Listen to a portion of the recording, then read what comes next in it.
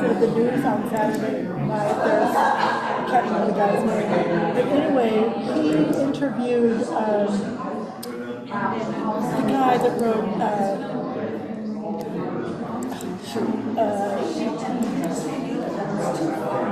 the Omnivore's Dilemma, Michael Pollan. Okay. And he talked about plants last night, of plants having interactions and all this kind of stuff. It was fascinating. It was really fascinating. Plants and learning. Yeah. It was very interesting.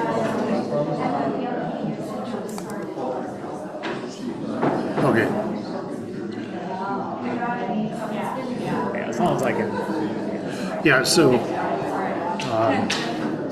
screen 2, so it's now it's sharing. And Okay, I'll just stand over here. so on it the is, side. well, yeah, you could just turn it this way. Yeah. Yeah, so you can just turn it this way. Yeah. Okay,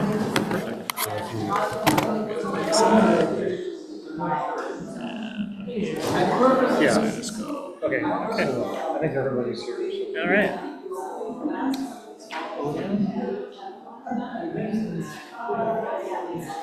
All right, if I could have your attention, please.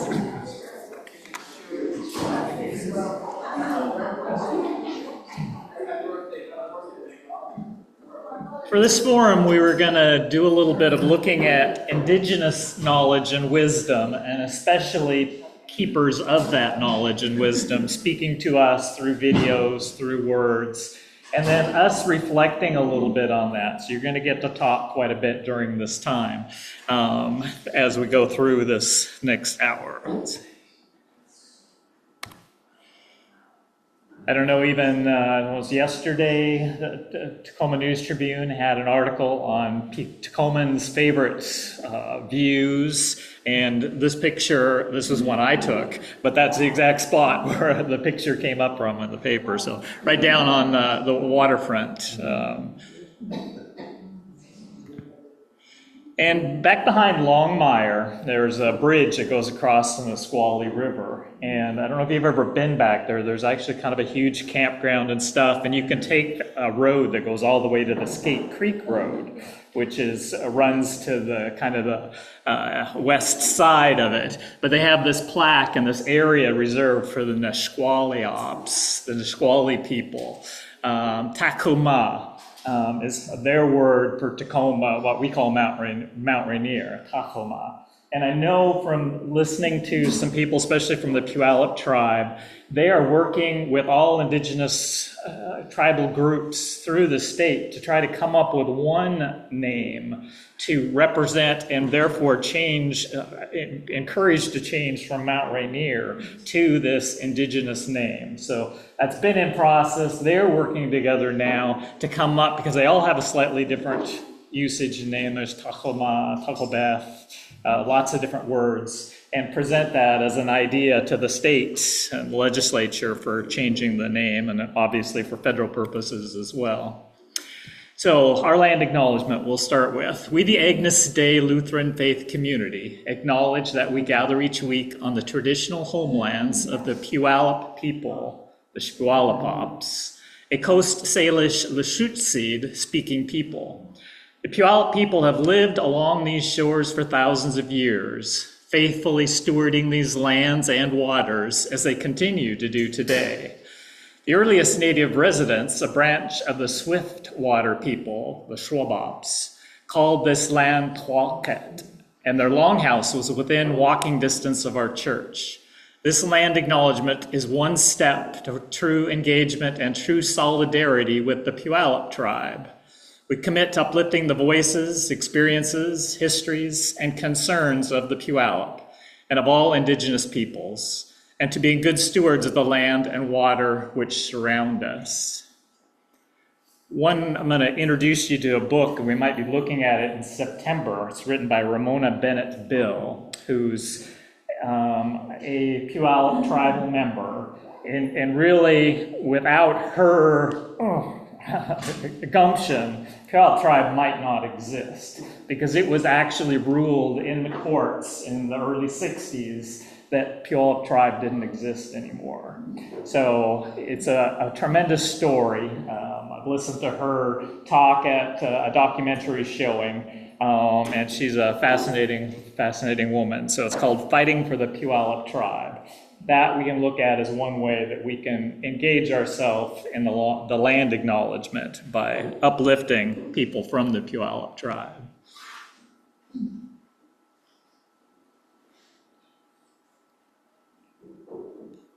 Every week in the back of our bulletin, there is a land acknowledgement along with our statement about creation care. And it makes so much sense to look at these two things together as we're really doing this morning, because we learn from the native people of this country about the land. We learn about the resources. We learn about the stewardship of these lands. And so this We Care for Creation very carefully meshes with our statement about our care, our concern, and our needing to accompany our Native American friends and tribespeople. So this is just as a refresher, our We Care for Creation statement. As a community of faith, we affirm that all of God's creation is sacred, acknowledging that our very breath and nourishment comes from Mother Earth. We are thus called to live fully in relationship and harmony with her, to lovingly care for what God has made. With attention, intention, and action, we choose to work individually and communally toward conserving, protecting, and restoring the created world, as we also work to deconstruct the systems threatening her very existence and health. I want you to pay special attention to the pronouns, to Mother Earth, to the pronouns her, and we'll be talking a little bit later about pronouns, but that's an important thing to look at as we look at this creation statement and what we are called to do as people of God to conserve, protect, and restore, and to deconstruct the systems which threaten the very existence of this wonderful Mother Earth.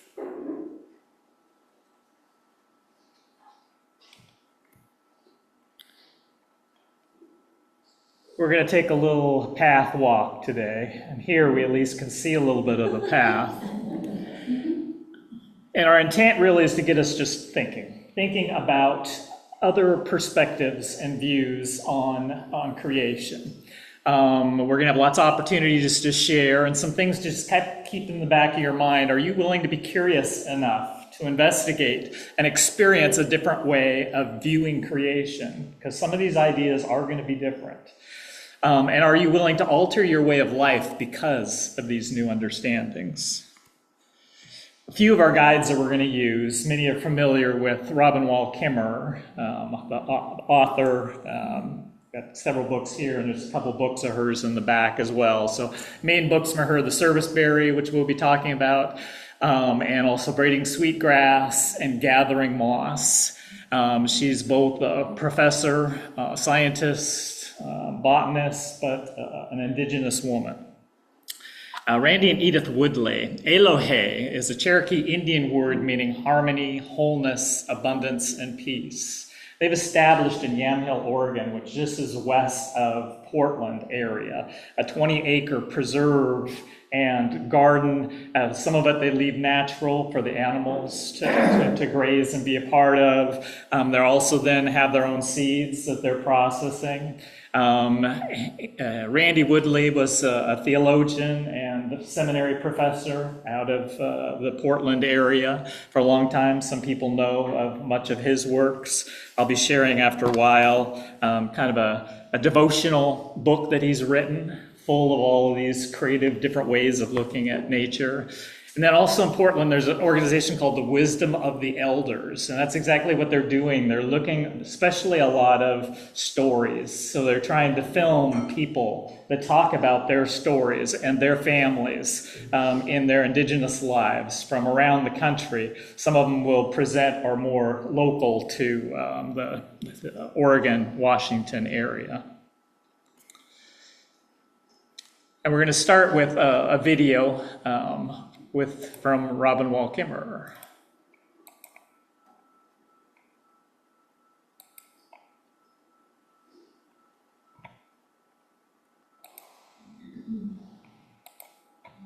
Although I'm trained as a scientist, I'm coming to understand that the greatest influence I can have is as a storyteller and as a writer. Sometimes people think that what I'm talking about is promoting Indigenous science over Western science. But what I'm really working toward is a relationship between them. It's this powerful invitation to look at the world through multiple streams of knowledge, not just one. Bonjour, Ani, Shabadaske Gishkokoinadeshnakas. My name is Robin Wall Kimmerer, and I'm a plant ecologist, educator, and a writer. Traditional ecological knowledge is both a way of knowing and a whole body of knowledge, of understanding the relationships in the living world. This is collective knowledge that has been generated over millennia. Remembering that there was a time in our history when traditional ecological knowledge was intentionally erased through assimilation of our children. I feel a deep responsibility to the restoration, revitalization, and carrying forward of our knowledge. These combined crises of biodiversity loss on the edge of climate catastrophe, they have all come because we treat the earth as if it were our property. So the covenant of reciprocity says that there is no ecological system on earth that can persist if all we do is take. We always have to replenish. I've heard our elders say that one of the reasons that our people held on to our traditional knowledge and teachings against all odds was that one day there would come a time when all of the world was in need of this wisdom. I think that time is now.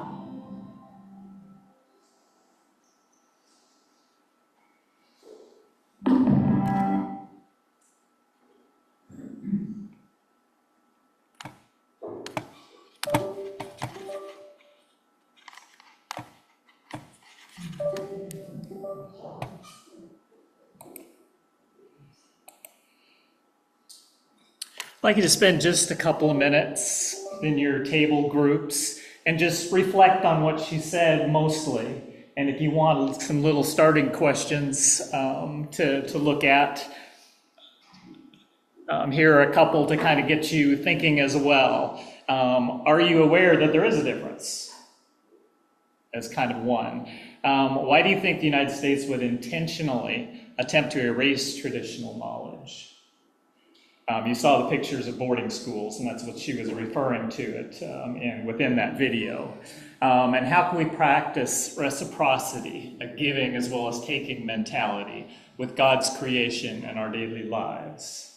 So I encourage you to take a couple minutes just within the course. You don't have to even use these questions necessarily if there was something in the video that struck you. Well, I have a problem.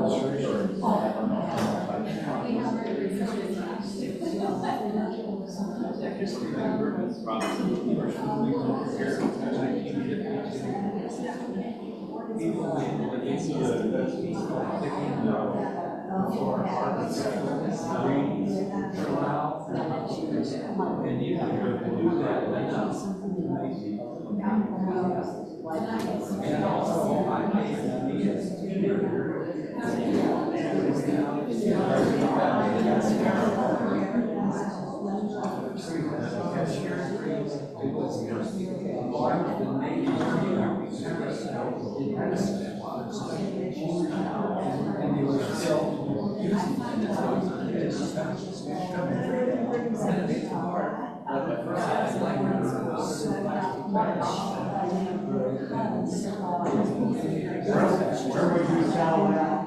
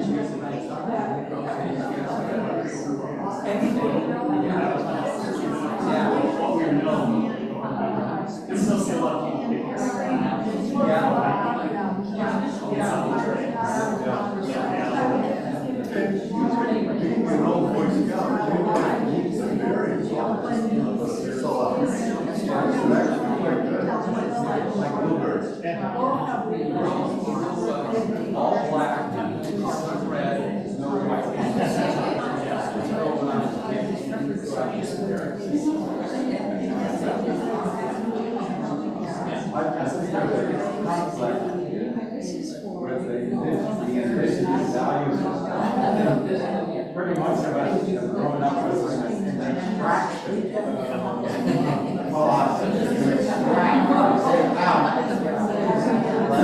traditional knowledge deals with sustainability. They take in order to sustain their living. We extract. You want to share something first before we start the video? Do you want to share first before you start the video? Start the video and then... I'll just make one little comment. Okay, but then I need your help probably to get us started. I'll go ahead and start it, but you just keep it going. So if we could have your attention up here. Yeah. Excuse me, guys, we're going to get going again.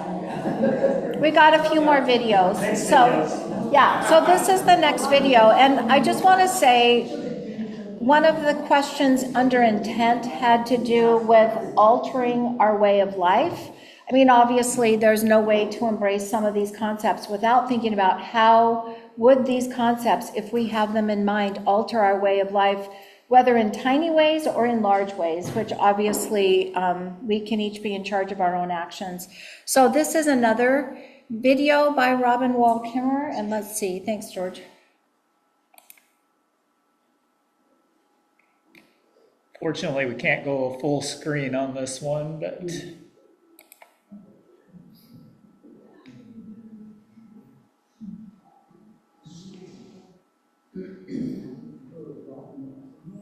There are on the planet multiple ways of knowing and relating to one another and to the gifts of the natural world. And one of the most recent of those ways of knowing is Western science, scientific ecological knowledge. And I am trained as a scientist, I'm a practicing scientist. So I have a sense of the great power of the scientific method in certain arenas, in certain questions. Science is very, very good at helping us understand how things work. But it demands a kind of objectivity and separation from our own consciousness, from the consciousness of the land, that can lead us astray. So I think that science is a powerful tool for a certain kind of question. But the questions that face us right now are at the nexus of culture and values and the physical world and our relationship to the physical world. And science, because it specifically excludes values, it excludes the emotion that binds us to our places, it excludes spirit. How can that be the only tool that we use to solve environmental problems? Our teachings of the medicine wheel say that we as human people have gifts of mind, certainly of body, but also of emotion and spirit. And that if we claim to understand something, but we only understand it with one of those ways, or that we don't really understand it. And to me, the power and the promise of traditional knowledge is that traditional knowledge, instead of excluding emotion and spirit, invites it in to say there are these other ways of knowing that can help to guide us. So I love to think about what would a symbiosis look like between scientific tools and indigenous philosophy and wisdom. But creating the right relationship between those ways of knowing is hugely difficult because we live almost in an intellectual monoculture, which has rendered traditional knowledge invisible and marginalized that knowledge. But it is the elder knowledge. It is the most solid, grounded, whole knowledge. So what I love to imagine is a knowledge garden, where the elder knowledge, which I think of as like corn, this beautiful elder knowledge that was here first, rising out of the land and people's relationship with it. And that's the foundation of our knowledge, our intellectual scaffolding, if you will. And then, when we plant our gardens, we also plant beans right next to that corn. And the bean, I think, is a really good metaphor for science. It's curious. It's always wandering in new directions. And it's powerful, powered by that nitrogen fixation. But beans, unguided, make a mess in the garden. They take over things. It can actually reduce your garden to chaos. And sometimes I feel like science is like that being, because science is unguided by emotion, and spirit is unguided by compasses of empathy and compassion. So I like to think about if that corn of traditional knowledge could guide that being. As the being wanders, it isn't willy-nilly. It's guided by moral responsibility. It's guided by reciprocity. It's guided by principles of intergenerational equity. It's guided by respect for the intelligence, which is in the land, not just in our own heads. And so to me, the great promise here is the same promise that comes when corn and beans grow together. It's more powerful, more full. It feeds us more fully. So to think about a symbiosis, a knowledge garden, if you will, between traditional ecological knowledge, I think it. I was wondering what was beeping at us, if the computer's plugged into power. You do it.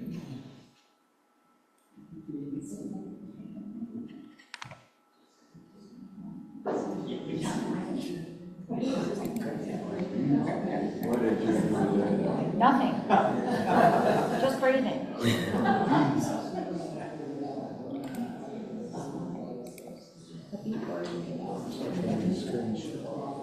It's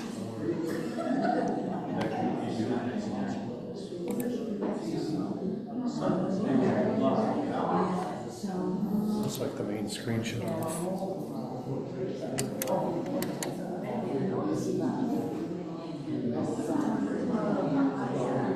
Because it's not flashing here. Oh, there we go.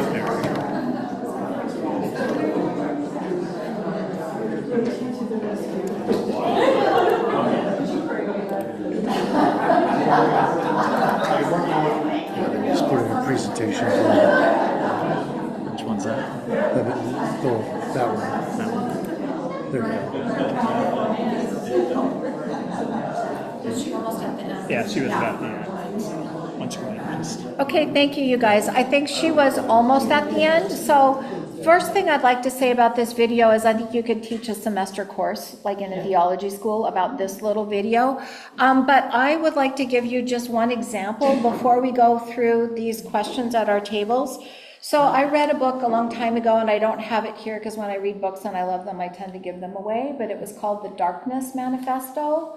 It's by a Swedish researcher, Johan Eklof, and we can reference it later when we finish up. There's a couple references we're going to put into the PowerPoint, but it was about light pollution. I don't know if you've studied much about light pollution, but I recently found, and this was in the Seattle Times, a little article that says the case for keeping your garden dark at night. And the author references a couple of people that you can look into when you see the whole article. But I'm just going to read a paragraph, and it says, if we think about sustainability and meeting conservation and climate goals, this researcher says, doing lighting better is the easiest, simplest, lowest lift thing we could possibly do. So an example of a low lift thing, I took down my solar lights. And part of what it says is, if you think about it, you have your porch light on, how the moths circle around.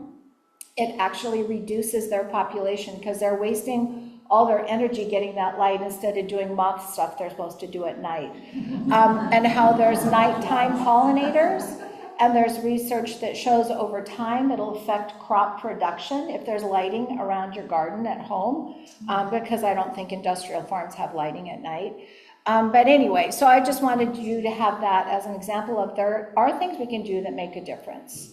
And the low lift part of it being that each of us individually can do those things. So a couple of questions here. As a believer in God's Spirit, how does this approach of allowing the use of emotion and spirit to understand creation resonate with you? Like demonstrated in the garden metaphor, using beans and corn, do you think these two forms of knowledge are compatible? I loved her word of symbiosis, because that gives you a picture in your mind. What would sustainable practices look like in the Puget Sound region? What beginning steps have we already taken? What more could we do individually and communally? So we probably could take 2 hours on that, but let's just take a little bit.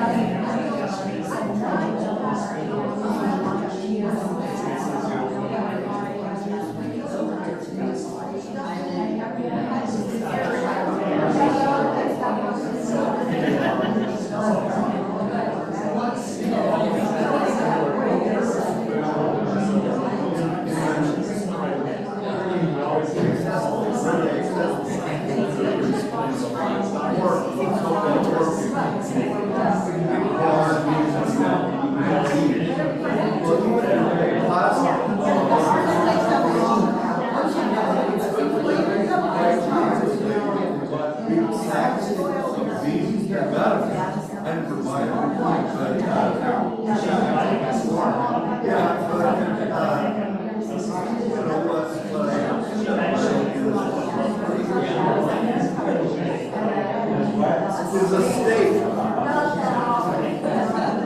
But that is interesting that you say about the corn and the beans. And then I'm a diabetic in these days.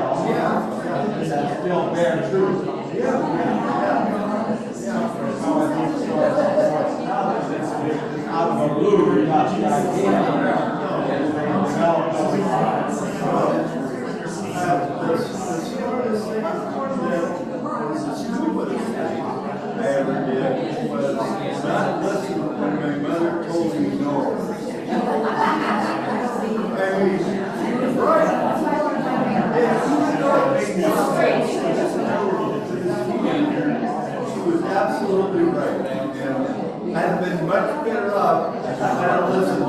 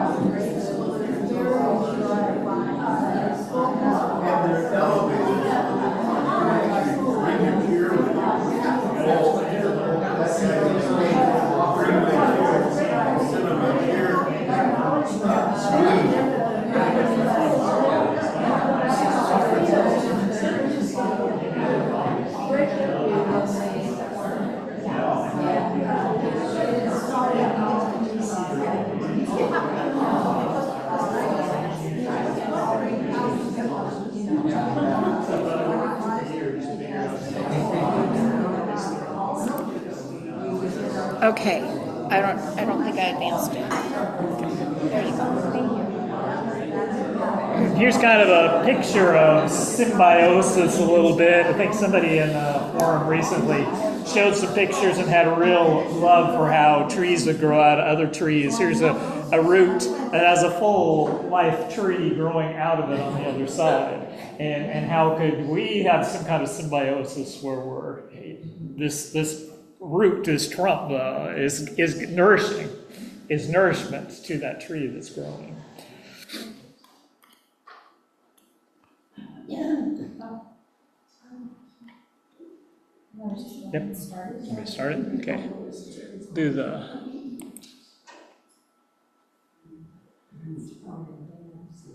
And again, this comes from the Wisdom of the Elders organization. Again, they're filming, they're trying to maintain knowledge that is still there and possessed while they can. So this is a particular couple of women talking about their families and what they've learned from their families.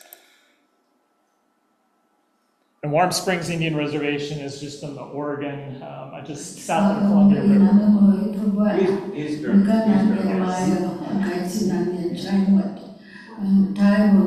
Myra Johnson Orange. I greet you in the language of my grandmother, who was Northern Paiute, and I just greeted all my friends and relatives because I think it's so important. Our language as it carries the spirit of who we are and the meaning and the cultural values of what I believe in so strongly.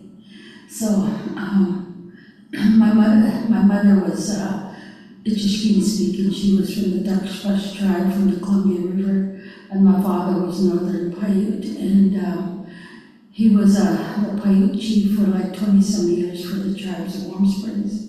And we are descendants of the great prophet and medicine man Oitz. And so that's my lineage. I always attribute some of my knowledge and my way of life from the first 5 years as a child when I was raised by my natural mother, and she inserted her values and her lineage into my heart and my mind and my soul. So I carry that with me today, and so I'm always glad for that. And then to live with my grandmother, my Northern Paiute grandmother, who through observation understood what it was also to be Paiute. She used to sit on her old porch outside and grind her choke cherries on this big slab of rock. And I'm telling you what it was in a language, but I don't know that. But she'd grind that seeds and all. And then she'd make her little biscuits out of her choke cherry biscuits. And we'd have that during the summertime. And then I just remember, it used to make me sad when I talk about my grandma, because I could just envision her, because even as old as she used to scrape deer hides and stretch them. She'd stretch them not on a big frame like most people see in pictures and movies. She'd stretch her deer meat using her hands and feet. I was fortunate enough to work with the last speakers of the Wasco language. They talk about when the strangers came, and there was so many villages on the river, and so many of them had died because of the sicknesses that were introduced, and it was really sad to hear in the language how our people just dropped over, like, as they put it, as like flies, they just dropped over. When they came, and then the treaty was negotiated, and then the Wasco people marched around the village. We don't want to go. That's not where we're from. That's not where we came from. That we don't want to go. And they marched, and then they were marched to the Warm Springs Reservation.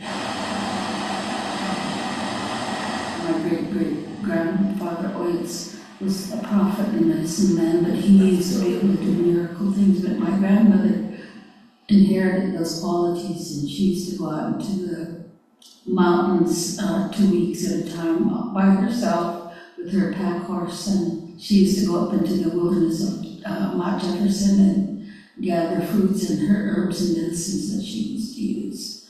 I was unfortunate that I didn't go with her, or I didn't learn any of those things. I know a couple of things that she used to use and was kind of her regular medicines, but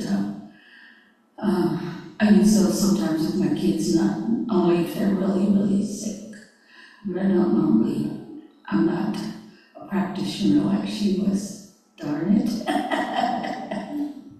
You don't gather food when you're heavy at heart, because those things are like people. Our foods are like people. They know when you're hurting, and they know the sadness, and they know when you're sick, your heart is sick.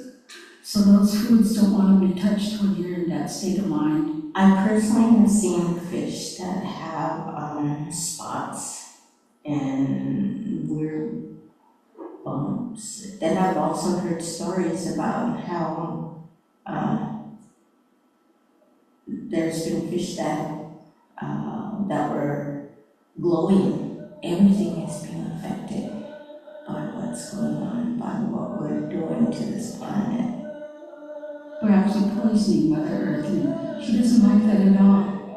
And so climate change is a warning that you guys need to be careful of your land, or I can take it from you. I think one of the strongest cultural values I believe in is honor and respect. If you can do that with yourself, you can pass it on to anybody. Shake someone's hand when you get to meet them. Acknowledge the elders when you see them. Respect the veterans because of what they've done with their lives. I get real surprised because our young people, can I help you, Grandma? Can I help you, Grandma? Which was not, I'd say, happening about a good 7, 8 years ago. But nowadays, these young people it's beginning to show, I think.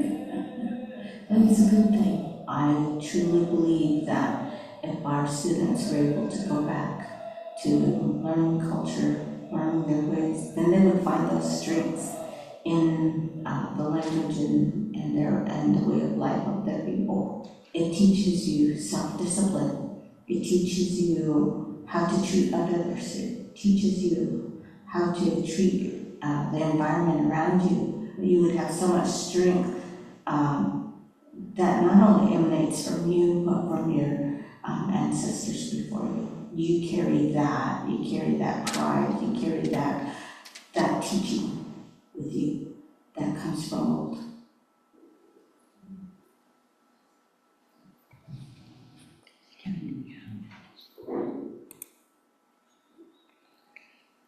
So one of the things I'd like to highlight from what she'd said, when Robin Wall Kimmerer talked about monoculture and has to do with the boarding schools, I think that one of the main points they're talking about is monolingual restrictions. I mean, it really restricts their ability to communicate. Like, we're hearing her messages, their messages in English.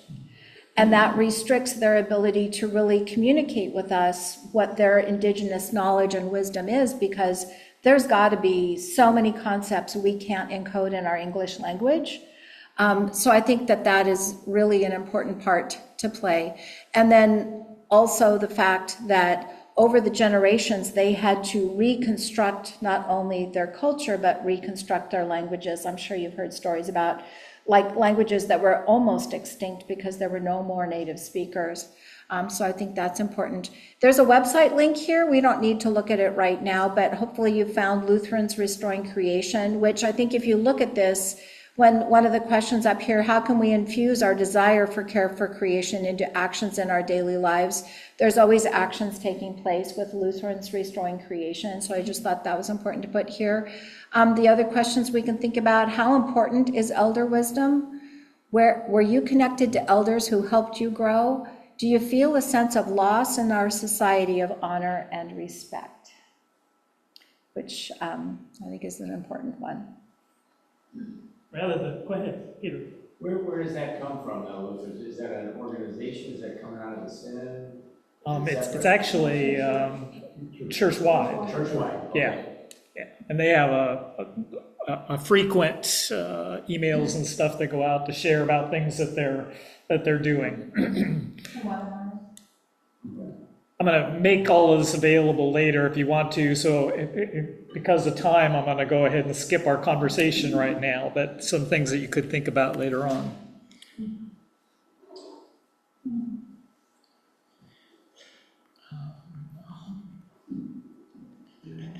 I'll go ahead and do, yeah. Back up just really quickly. She discussed this a little bit earlier, Robin Wall, or the woman in the previous, about when you pick plants, don't pick them with a heavy heart. All right? And Robin Wall Kimmerer is talking an honorable harvest. You don't pick the first thing that you see, nor do you take the last that you see. So there's a specific way, and even talking with and communicating to plants. How many of us talk to our plants? Some of us do. And how does that change you? And what they're also saying, how does that change? How does that change the plant as well? There's an interconnection there that they see, she sees, in her relationships with plants. You want to do that screen first? Okay. So let's watch this next video. We can talk about, well, if we have time, extractive practices, regenerative practices, what the difference would be, and how can you recognize one from another? What planting activities have you joined in, and how does it make you feel to plant something? Which you probably guessed, I talk to my plants all the time. Commercial first. Oh, is that going to be, oh, she's going to be there after the commercial? Yeah. I'm a doctor, and my passion is to alleviate Sorry. arthritis pain using nothing but natural methods. Can you guess? Skip. Plants.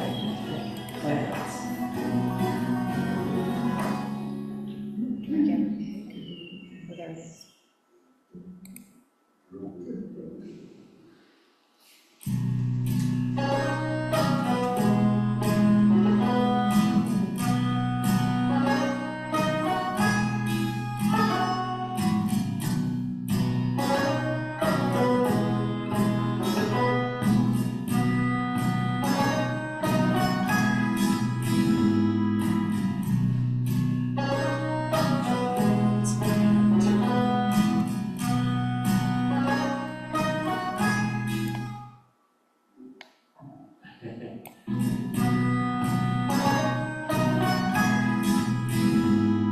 This is a different one.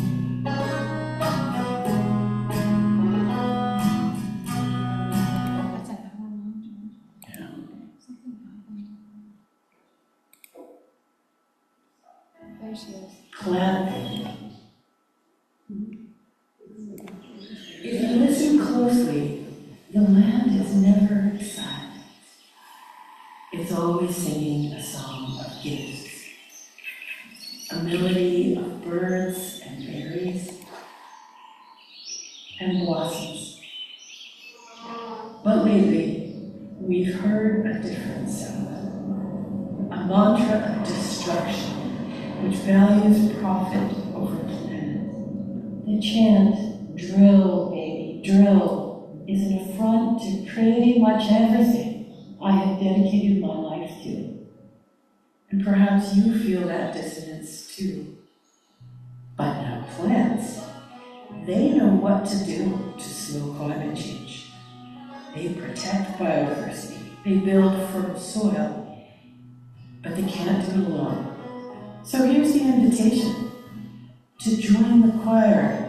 Let's replace that extractive chorus of drill, baby, drill, with a regenerative one of plant, baby, plants. With seeds and shovels, we can enact nature-based climate solutions in our own neighborhoods. This is more than gardening. This is creative resistance. We are planting a flag that says, no more destruction, not on our beloved land. Are you ready to raise a garden and raise a ruckus? Bring your shovel, bring your song, bring your gifts. Let's stand with the good green world and answer its generosity in kind. Plant, plants.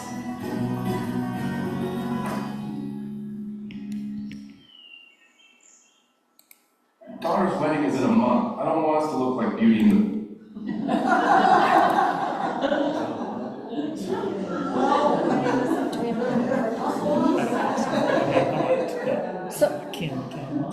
So just one thing to mention real quick, and again, these we can discuss some other time because we're running out of time, but we're going to link an article that, again, I found in the Seattle Times for Pete's sake, and it's talking about peat moss, which is not a renewable resource, and you'll find it in potting soil. So one cautionary statement, and something I'm going to try that's new this year, is there are non-peat potting soils. And one of the references that one of the authors here gives is walrus, which we have here in the harbor, although I haven't stopped in to see them. But basically what it says is awareness breeds change, and change spurs innovation. So there are alternatives, so you can read more about this when we send out the PowerPoint. I'm sorry, I missed the word, was it walnuts? Walrus. Remember it used to be Aaron Rockery? Maryland. Walrus. Maryland. It's a location where you can look for it. They're still not getting it. Say it again. WALRATH, walrus.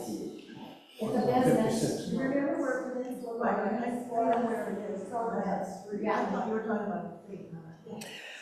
Okay, so again, relying on the wisdom of Robin Wall Kimmerer, I'm reading a bit of an article that she wrote, which is really quite wonderful, about the language that we use when we refer to creatures. And she makes the case that it robs a person of selfhood and kinship, reducing a person to a thing. She says, for example, imagine your grandmother standing at the stove in her apron, and someone says, look, it is making soup. It has gray hair. We might snicker at such a mistake at the same time we recoil. In English, we never refer to a person as it. Such a grammatical error would be a profound act of disrespect. Yet we do this. And then I want to read this part. Objectification of the natural world reinforces the notion that our species is somehow more deserving of the gifts of the world than the other 8.7 million species with whom we share the planet. Using it absolves us of moral responsibility and opens the door to exploitation. When sugar maple is an it, we give ourselves permission to pick up the saw. It means it doesn't matter. But in Anishinaabe and many other indigenous languages, it's impossible to speak of sugar maple as it. We use the same words to address all living beings as we do our family, because they are our family. What would it feel like to be part of a family that includes birches and beavers and butterflies? We'd be less lonely. We'd feel like we belonged. We'd be smarter. In indigenous ways of knowing, other species are recognized not only as persons, but also as teachers who can inspire how we live. We can learn a new solar economy from plants, medicines from mycelia, and architecture from the ants. By learning from other species, we might even learn humility. Colonization, we know, attempts to replace indigenous cultures with the culture of the settler. One of its tools is linguistic imperialism, or the overriding of languages and names. Among the many examples of linguistic imperialism, perhaps none is more pernicious than the replacement of the language of nature as subject with the language of nature as object. We can see the consequences all around us as we enter an age of extinction, precipitated by how we think and how we live. Let me make here, she says, a modest proposal for the transformation of the English language, a kind of reverse linguistic imperialism, a shift in worldview through the humble work of the pronoun. Might the path to sustainability be marked by grammar? Language has always been changeable and adaptive. We lose words we don't need anymore and invent the ones we need. Think of all the words that have been added to our vocabulary with the advance of technology, for example. We don't need a worldview of earth beings as objects anymore. That thinking has led us to the precipice of climate chaos and mass extinction. We need a new language that reflects the life-affirming world we want. A new language with its roots in an ancient way of thinking. If sharing is to happen, it has to be done right, with mutual respect. So I talked to my elders. I was pointedly reminded that our language carries no responsibility to heal the society that systematically sought to exterminate it. At the same time, others counsel that the reason we have held on to our traditional teachings is because one day the whole world will need them. I think both are true. English is a secular language to which words are added at will. But Anishinaabe is different. Fluent speaker and spiritual teacher Stuart King reminds us that the creation is sacred, a gift of the people to care for one another and for the creation. It grows and adapts too, but through a careful protocol that respects the sanctity of language. He suggested that the proper word for beings of the living earth would be Bimadazaki. I wanted to run through the woods calling it out, so grateful that this word exists. But I also recognize that this beautiful word would not easily find its way to take the place of it. We need a simple new English word to carry the meaning offered by the Indigenous one. Inspired by the grammar of animacy and with full recognition of its roots, might we hear the new pronoun at the end of Bimadazaki, nestled in the part of the word that means land, ki, K-I, to signify a being of the living earth. Not he or she, but ki, so that when we speak of sugar maple, we say, oh, that beautiful tree, ki is giving us sap again this spring. Not it, but ki is giving us sap again this spring. And we'll need a plural pronoun too for those earth beings. Let's make that new pronoun kin, K-I-N. So we can now refer to birds and trees not as things, but as our earthly relatives. On a crisp October morning, we can look up at the geese and say, look, kin are flying south for the winter. Come back soon. Language can be a tool for cultural transformation. Make no mistake, ki and kin are revolutionary pronouns. Words have power to shape our thoughts and our actions. On behalf of the living world, let us learn the grammar of animacy. We can keep it to refer to bulldozers and paper clips, but every time we say ki, let our words reaffirm our respect and kinship with the more than human world. Let us speak of the beings of earth as the kin that they are. So this is just, I think, a wonderful idea. And if any of you watched PBS last night at 6 o'clock, who's the guy that does that show now? Anyway, 6 o'clock last night, and there's a new show at PBS instead of the PBS News. It was a really interesting conversation with Michael Pollan last night that was so interesting because it's not necessarily Indigenous wisdom that he was talking about, but it was having a new look at plants, and that the plants have powers that we just cannot even comprehend, and all the new science that's being done about not only the physiology of plants but the psychology of plants, and I would say if you could go to the PBS app and watch that conversation last night with Michael Pollan, it was very, very interesting. Okay.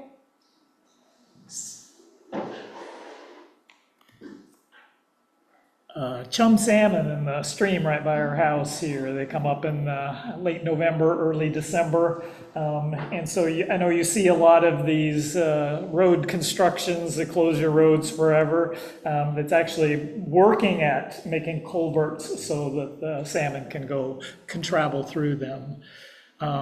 Just one thing about Randy Woodley, he does have a little devotional kind of book. It's called Becoming Rooted. So there's 100 short statements within it, and he usually uses a quote from some place to help build into it. But he has one, I'm not going to read it all, but basically he was thinking, I'm doing all of this in his garden, his Elohe area. I'm providing this, I'm providing that. And he had a dream, he had a vision, and that vision was all the plants just standing there looking at him. And it came to the realization, this is what they are doing for me. So if you want to be challenged in ways of looking, it's a great little devotional to be able to do that. We did say the Native American Lord's Prayer today, so that's a kind of a repeat. And a picture of Montana this summer.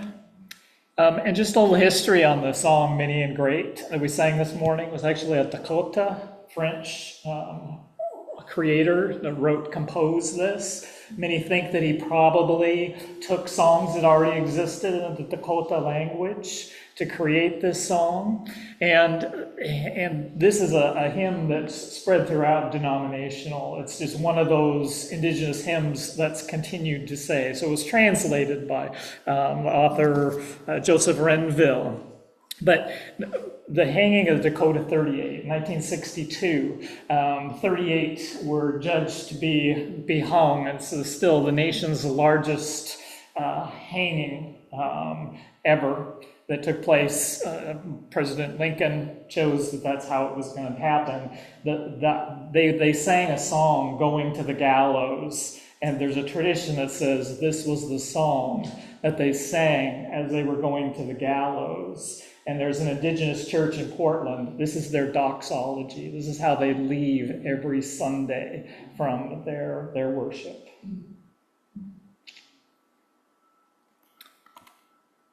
All right, well, thank you. Well, again, I'll put this out and make it available. There's other resources in it, and there will be, so if people want to look at other things or look at the questions again or create your own questions.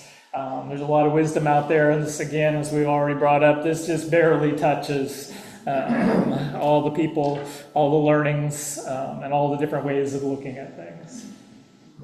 Hey, Ron.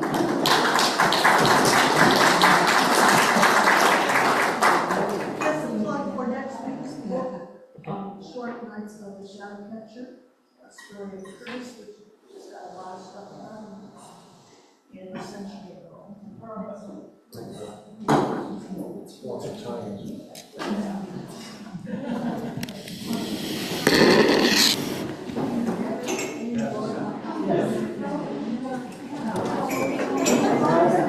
Say hello to you.